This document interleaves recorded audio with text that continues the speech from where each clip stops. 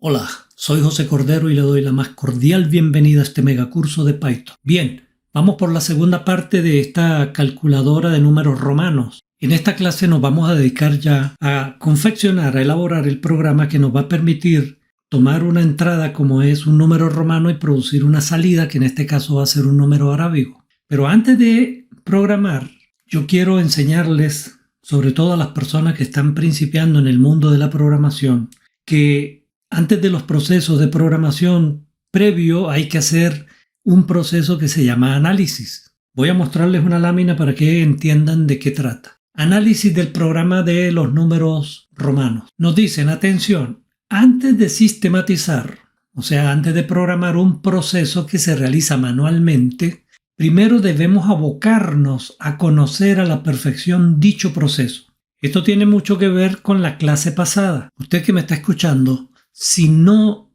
ha visto el video de la clase anterior de este mismo ejercicio, el video número 65, yo le sugiero que vaya y lo vea, porque si no entiende esa parte, difícilmente va a poder entender la programación. Y a eso me refería, que antes de programar nosotros tenemos que empaparnos, conocer a la perfección cómo es que se desarrolla el proceso manual que queremos sistematizar o que queremos programar.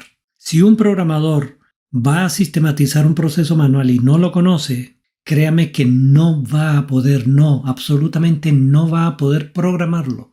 Eso se conoce con el nombre de análisis, pero el análisis tiene dos fases. La primera es conocer a la perfección el proceso manual. Video anterior, donde explico las reglas y cómo es que se hace todo para, a partir de un romano, obtener un arábigo. Ya tenemos completada la parte 1. ¿Y qué es la parte 2? En la parte 2, nosotros tenemos que, como programadores, definir cuál es el proceso que vamos a realizar mediante programación para obtener las salidas que nos pidan a partir de los datos de entrada. Y esto tiene que ver con un modelo que es base, fundamental en el mundo del procesamiento de datos. Mire, este modelito que ustedes ven acá se conoce como el modelo entrada, proceso, salida. Consiste en lo siguiente: si yo tengo una entrada, como en nuestro caso tenemos un número romano, ¿qué será? Esta es la interrogante. ¿Qué será lo que yo tengo que hacer como programador para producir una salida, que en nuestro caso será el número arábigo?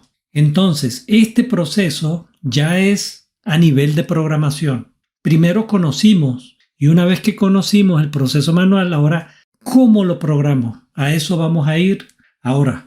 Entonces, mire, aquí hay una serie de palabras que son las variables que yo utilicé para resolver este proceso manual. Veámoslas. Hay una variable llamada romano usuario, que no es otra cosa que la variable que va a contener el número romano que va a ingresar el usuario. Por eso los nombres de las variables no pueden ser P, Q, R, H, Z. No, las variables o a las variables hay que darle nombres significativos. Si usted está comenzando en el mundo de la programación, por favor, présteme o acate bien esta recomendación. Siempre que vaya a declarar una variable, póngale un nombre significativo o representativo que indique con solo verla qué es lo que contiene. Romano usuario, lo que quiere decir es que ahí hay un número romano que fue el que ingresó un usuario. Y eso lo vamos a leer con un input, y ustedes saben que el input genera una cadena. En otras palabras, un string. Imagínense ustedes que ese string contiene el romano que el usuario ingresó, que pudiera ser este, miren. ¿Sí? Bien. Cuando vimos cadenas, por allá en las primeras clases de este curso, dijimos que las cadenas tienen índices y que a través de esos índices, con el nombre de la cadena y unos corchetes, y dentro de los corchetes el índice, yo podía acceder a cada una de los valores que estaban almacenados dentro del string. Imagínense el string como eso, una serie sucesiva, una serie sucesiva de cajitas, y en cada cajita un valor al cual yo le puedo llegar con el nombre de la variable y entre corchetes el índice. Bueno, ya sabemos qué significa romano usuario. Por otra parte, si observan esta tabla del lado derecho, esta es la tabla de los números romanos y sus correspondientes arábigos. Esto, si yo lo quiero plasmar en el mundo de la programación en Python, yo puedo hacer uso de un diccionario. Mire, dix romano quiere decir que aquí voy a tener un diccionario que contiene valores que representan las letras en romano, o los símbolos romanos mejor. Donde la I vale 1, la V vale 5, la X vale 10, aquí en el diccionario la clave I con el valor 1, clave V con el valor 5, clave X con el valor 10 y así sucesivamente hasta la clave M que representa el valor 1000. Vean ahora ustedes el uso que le estamos dando a un diccionario. Sale pero de maravilla. Bien, llevamos dos variables. La tercera, letra, es la variable que va a recibir cada una de las letras que yo vaya sacando. ¿Y cómo voy a sacar estas letras? Bueno, hay dos maneras. Una es con un for y él automáticamente en cada iteración va a ir sacando, o yo directamente con el nombre de la variable, con los corchetes, coloco un índice. Pero bien, letra va a contener el símbolo romano. Siguiente, ¿qué va a contener? Pues el siguiente del que acabo de sacar. Si aquí está la M, siguiente va a tener la D. Más adelante, cuando la letra sea la D, el siguiente va a ser la C y así sucesivamente. Cifra arábiga. Vale 0 al comenzar y es donde yo voy a ir formando la cifra arábiga. Por ejemplo, si yo tengo la M, se la sumo y ya llevo 1000. Luego cuando pase a la D, que vale 500, se la sumo y ya llevo 1500. Y 1500 más 100, 1600, más 100, 1700. Así. Esta es la variable que me va a contener la cifra que yo voy a ir armando con cada uno de los valores. Aquí los valores que tienen las letras que son las claves. Bien, índice, como su nombre lo dice, va a ser una variable que va a contener los valores estos para yo acceder en algún momento a cada una de esas casillitas. Ahora, necesito una variable que me dé la longitud del romano que ingresó el usuario. ¿Y por qué yo necesito la longitud? Porque resulta que para yo obtener el siguiente, debo saber sobre qué carácter estoy. La M tiene siguiente, la D tiene siguiente, la C tiene siguiente, la otra C tiene siguiente, la L tiene siguiente, pero cuando llegue aquí, este es el último que tiene siguiente, porque ya el de la posición 6 no tiene siguiente. Y eso yo como programador lo debo controlar, amigo, amiga que me escucha, porque sabe qué cosa es delicada. Pasarse una posición más allá del último elemento de un iterable. ¿Qué son iterables? Un string, como el que están viendo, un diccionario, una tupla, un conjunto, una lista, todas esas estructuras sobre las cuales yo me puedo desplazar con un ciclo for, esas estructuras se llaman iterables, acuérdense, iterables, cualquier estructura sobre la cual yo puedo iterar. Pasarse más allá del final de un iterable, eso ahí lo que hay es un vacío y como todo salto al vacío uno no sabe qué pueda pasar. Puede que salga bien, puede que salga mal. Entonces lo mejor es no pasar más allá del último. Por eso yo necesito la longitud para preguntar, ¿ya llegué al último? Si la respuesta es no, quiere decir que la letra tiene siguiente. Pero cuando llegamos al último, nada que ver, hasta ahí. Ahora bien, miren cómo yo accedo a cada una de estas letras si quiero. Yo puedo, en el diccionario. Si la letra es M, como en este caso, la M viene para acá y es el valor de la variable letra. Si yo digo diccionario letra, es como que yo dijera diccionario M. Es decir, el diccionario con la clave M, ¿qué me va a devolver? El valor 1000. Y consiguiente, si yo digo diccionario consiguiente, ¿y quién es siguiente? La D, es lo mismo que yo dijera diccionario romano con la letra D aquí arriba, con esta clave. Recuerden que un diccionario cuando se le da entre corchetes algo, le estamos dando es la clave, es decir, diccionario con la letra D, 500. Así siempre voy a acceder a la letra y a la siguiente, a la letra y a la siguiente, a la letra y a la siguiente. ¿Y por qué necesito yo la letra y la siguiente? Porque recuerden cuando vimos en la clase anterior que si la letra era mayor que la siguiente, sumaba. La letra cuando es mayor suma, cuando es igual también suma, pero cuando una letra es menor que el siguiente, entonces resta. Bueno, ahí están todas las variables. Pasemos. Y voy a correr el programa. Voy a hacerle una traza, así se llama, o una corrida en frío. Traza con Z. Empezamos. El usuario me dio esto. Y el diccionario romano, bueno, el que ya ustedes conocen. Este valor que me dio el usuario es 1594. Miren cómo yo hice el programa. Yo tomo la primera letra. La cifra arábiga empieza en 0. La primera letra es la M. Con la M ya saben que yo obtengo el 1000 y consiguiente obtengo la D, que es 500. Pregunto, ¿el valor de la letra será mayor o igual que el siguiente? Sí, es mayor. Por lo tanto, esa letra suma. ¿A quién se le suma? A la cifra arábiga. Por lo tanto, la cifra arábiga vale 1000. Ahora tomo la siguiente letra, que es la D, que vale 500. Y la siguiente vale 10. ¿La letra será mayor que la siguiente? Sí. Cuando es mayor o igual, suma. Entonces, ese 500 se le suma a la cifra arábiga, que vale 1000, y ahora vale 1500. Ahora, yo tomo la X, que es 10, y tomo en siguiente la C, que es 100. ¿El valor de la letra será mayor? No. ¿Es igual? Tampoco. ¿Es menor? Entonces quiere decir que esto resta. Pero miren, yo no es que le voy a restar el 10 al 100. Yo le voy a restar el 10 a la cifra arábiga que llevo acumulada. No se preocupen, no se asusten.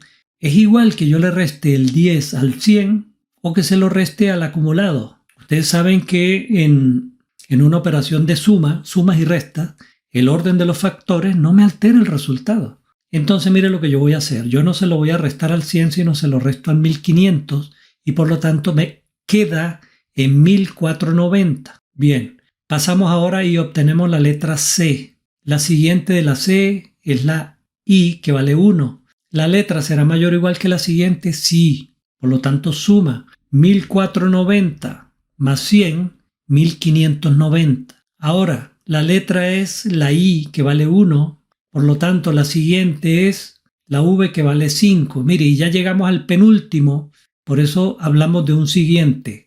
Ahora, ¿la letra es mayor? No. ¿Es igual? No. Entonces resta. Si el acumulado va en 1590 y yo le resto 1, queda en 1589. Y ahora si paso y tomo el último, que es la V, corresponde al valor de la letra 5, pero no tiene siguiente. Ese último símbolo, cuando se tome, amigo o amiga, hay que sumarlo. ¿Por qué hay que sumarlo? Porque él no puede restar. ¿A quién le va a restar si no tiene siguiente? Y si no tiene siguiente, no puede restar. O sea, no puede saber si hay una resta. Por lo tanto, ¿qué queda? Sumarlo. Ahora, 1589 más 5, 1590 y 4. Miren, 1594 aquí, 1594. Y ya entendieron ustedes que allá en el algoritmo ahora, cuando la letra no sea mayor ni siquiera igual, resta, pero se la vamos a restar a la cifra. Y es lo mismo porque dije que en una operación de sumas y restas el orden que usted ponga en los operandos no le va a alterar el resultado. Ahora, dicho esto, sí vayamos a ver el código de programación. Bueno, aquí tenemos el programa. Arriba, nada nuevo. Dice, en este programa se asume que el romano que va a ingresar el usuario está libre de errores. Es decir, todo está normalito según las reglas. Nos enfocaremos solo en la lógica de conversión. O sea, nos enfocaremos en la lógica de conversión únicamente. Yo voy a asumir que el número romano está bien, pero después de esta clase viene la siguiente clase. Ahí ya no vamos a asumir nada. Todo programador tiene que dejar de estar asumiendo cosas y ponerse en el escenario peor, donde todo lo que me ingresaron está mal. Entonces, pero eso lo vamos a hacer en el siguiente. Aquí vamos a pecar de buena fe para, como dije, concentrarme solo en la lógica y que usted pueda entender. Porque cuando le metamos las validaciones para verificar que la cadena que el usuario me ingresó realmente es un número, que no haya repetido, por ejemplo, 2 INI 5, ustedes saben que los INI 5 no se pueden repetir, o que no hayan ingresado un INI 1 más de 3 veces. Si estas palabras INI 5, INI 1, usted no la entiende, es porque probablemente no ha visto la clase anterior. Yo le recomiendo que vaya para que pueda entender todo lo que viene a continuación. Bien, entonces aquí está el diccionario romano, ¿sí? Bien, el input, yo le pido una cadena que no sea, o mejor dicho, que sea menor que 4000, es decir, que llegue hasta 3999. Porque, ¿qué pasa con los números de 40.000 hacia arriba, que no lo dije en la clase anterior? Los números del 40.000 hacia arriba, hay ciertos números que ya hay que colocarles un guión encima de la letra. Esa es otra historia y yo ahora no me quiero meter en esto. Bien, ¿para qué es bueno, antes de esto, el input siempre devuelve un string, eso lo saben ustedes. Y como todo en Python o casi todo es un objeto, entonces el string es un objeto. Por lo tanto, yo puedo invocar al método upper, que hace lo siguiente, que ese string, si son letras minúsculas, las convierte a mayúsculas. Y si son letras mayúsculas, no pasa nada. Y si hay números ahí metidos, no pasa nada. Él lo único que hace es que lo minúsculo, las minúsculas las lleva a mayúsculas. Yo lo muestro aquí para que usted lo vea después convertido. Y a propósito, lo vamos a meter en minúscula. Pero si los ingresamos en mayúscula, no pasa nada. Vamos a hacer la conversión a arábigo. Este es el valor máximo con el cual va a trabajar esta calculadora. Ya expliqué por qué. Y aquí empezamos. Mire, como el usuario ya me dio una cadena que se llama romano usuario, yo tomo la longitud de esa cadena, pero le resto 1. ¿Por qué le resto 1? Porque la función longitud me va a devolver la longitud física de la cadena. Si hay 4 símbolos, me va a decir que 4. Pero como empiezan a numerarse para efectos del índice desde 0, es 0, 1, 2, 3. Por eso que yo le resto aquí menos 1. Y aún así, yo nunca puedo llegar hasta la longitud. Esta longitud, siempre tengo que llegar hasta la longitud menos 1 para efectos de poder obtener el siguiente. Porque una vez que ya esté sobre el índice, esté sobre la longitud, estaríamos hablando de la última posición y la última posición no tiene siguiente. Miren. Aquí vamos a ver algo muy interesante, muy importante. El usuario me dio el romano usuario, ¿verdad? Y yo tengo que recorrerlo. Eso lo puedo hacer con un ciclo for. Yo pudiera decir for letra in romano usuario.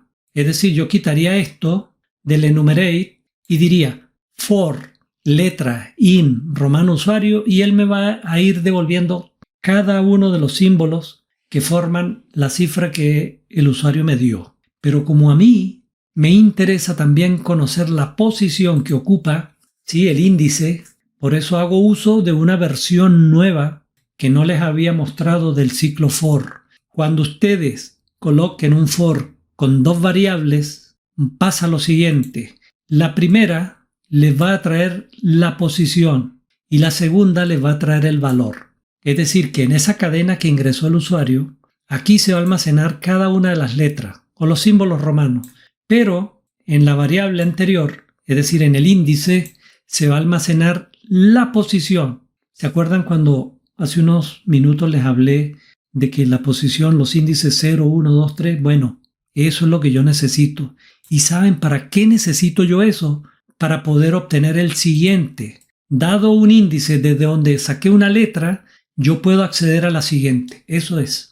Miren lo que hago. ¿Cómo obtengo el valor de la letra que me interesa? Me voy al diccionario romano y le paso como clave la letra y ella me va a devolver el valor de la letra. Es decir, me va a devolver un 1, un 5, un 10, 50, así. Luego yo pregunto si el índice es menor que la longitud. Ya dijimos, esto es para saber que no hemos llegado al final de romano usuario. Porque si llegamos al final, no hay siguiente. Bien, si el índice me dice que es menor que la longitud, miren lo que yo hago. Yo obtengo el siguiente. ¿Y cómo lo obtengo? Me voy a la cadena romano usuario y en esa posición del índice más 1, es decir, el inmediato a la derecha, ese va a ser para mí el siguiente. Luego con ese carácter siguiente o con esa letra siguiente me voy al diccionario y obtengo el valor del siguiente. Entonces ya tengo el valor de la letra y ya tengo el valor de la siguiente letra. Fácil. ¿Y qué pasaba cuando ese valor de la letra era mayor o igual que la siguiente? Sumábamos. Y si no era mayor ni igual, era menor. Entonces restábamos. Pero ¿qué pasa con la última letra, la que está en la longitud al final del string, la que no tiene siguiente? Como esta condición no se va a cumplir, vamos a bajar por el si no y dijimos que como esa es la última y no existe la posibilidad de resta, lo único que le queda es que sume, o sea que haga lo mismo que hicimos aquí. Bueno, y ya lo que queda es mostrar el resultado. Vamos a verlo correr. Este se llama 06 romano sin validar. Borramos la pantalla. 06 romano sin validar.py. Dice ingrese un número romano. Vamos a ver un momento. punto que es el máximo, debería darnos 3.999. Entonces lo pegamos aquí. Pero ¿saben qué? Yo lo voy a hacer en minúscula para que ustedes vean cómo funciona. Es decir, mire, si está en mayúscula, no hay problema. Aquí lo mando a mostrar por un print y el resultado en arábigo. Pero lo voy a correr de nuevo y lo voy a ingresar en minúscula. MMM 3900 es una C delante de una M. 900. 90 es una X delante de una C. Y 9 es un 1 delante de una X. Así sí. Y ahí está. 3.999. Bueno, muchísimas gracias por su atención. Yo le sugiero que este video lo vea y cuando ya lo entienda, trate usted de hacer su programa. Los programas no pueden limitarse a verlo y ya. Ustedes véanlo, entiéndanlo y después traten de hacerlo por su cuenta. La práctica es la que hace el maestro. Un abrazo y nos vemos en la siguiente clase.